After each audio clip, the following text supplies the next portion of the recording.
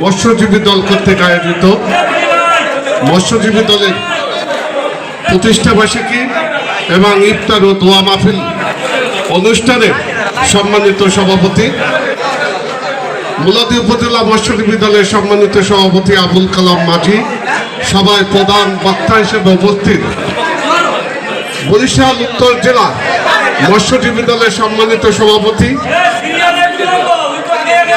জনাব মোহাম্মদ ফারুক হোসেন খান, সভায় উপস্থিত মুলাদি পৌর বিএনপির সাবেক সভাপতি আব্দুর রব খান, সভায় উপস্থিত বরিশাল উত্তর জেলা উলামা দলের সম্মানিত আহ্বায়ক জনাব অধ্যক্ষ মাওলানা গিয়াসউদ্দিন, সভায় উপস্থিত মুলাদি পৌর বিএনপির সম্মানিত সদস্য সচিব মিজানুর রহমান হাওলাদার, সভায় উপস্থিত মুলাদি উপজেলা যুব দলের সম্মানিত সদস্য সচিব আরিফুর রহমান টিটু, সভায় উপস্থিত আমার বন্ধু সাবেক যুব দলের সভাপতি জনাব আবুদুর রহমান শরীফ সহ বিভিন্ন পর্যায়ের নেতৃবৃন্দ।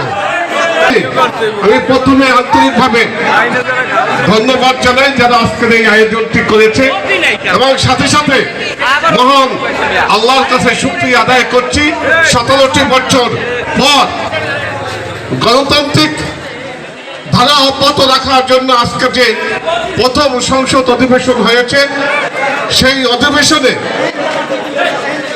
যারা অংশ এমপি হয়ে সেই অধিবেশনে যোগদান করেছে এবং যাদের নেতৃত্ব দিচ্ছে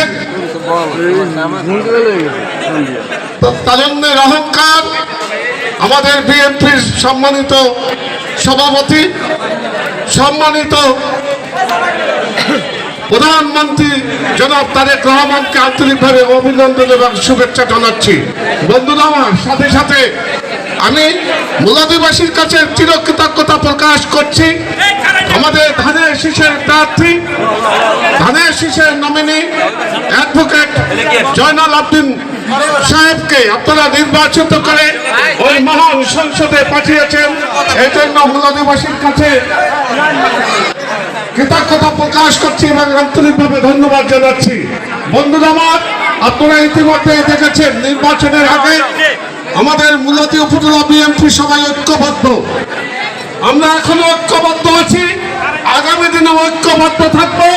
তার কারণ এই সিয়াম সাধনার মাসে আমাদের সমাজ ঐক্য এবং সমাজ প্রতিজ্ঞা হবে আমরা এই দেশটিকে সুন্দরভাবে সাজাবো।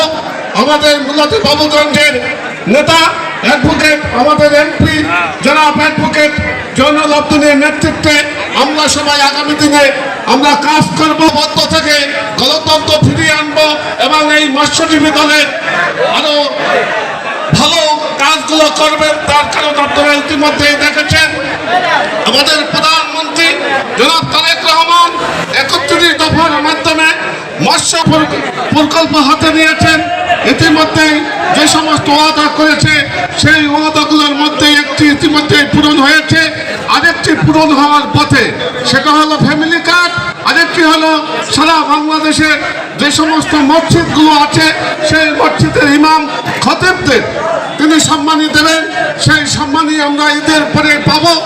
এই জন্য আমাদের প্রধানমন্ত্রী জনাব তারেক রহমানকে আন্তরিকভাবে ধন্যবাদ এবং আল্লাহর কাছে প্রার্থনা করব, দোয়া করব তিনি যেন সুস্থ থেকে আগামী 5টি বছর এদেশের শাসনভার গ্রহণ করে সুষ্ঠুভাবে দেশটা পরিচালনা করতে পারে। এবং আমি সবার কাছে দোয়া চাচ্ছি আমরা যারা মুলাদি উপজেলা বিএনপি আছি তারা ঐক্যবদ্ধ থেকে আগামী দিনে সমস্ত কাজকর্ম পরিচালনা করতে পারি। এই বলে আমি আমার বক্তব্য শেষ করছি। ধন্যবাদ সবাইকে।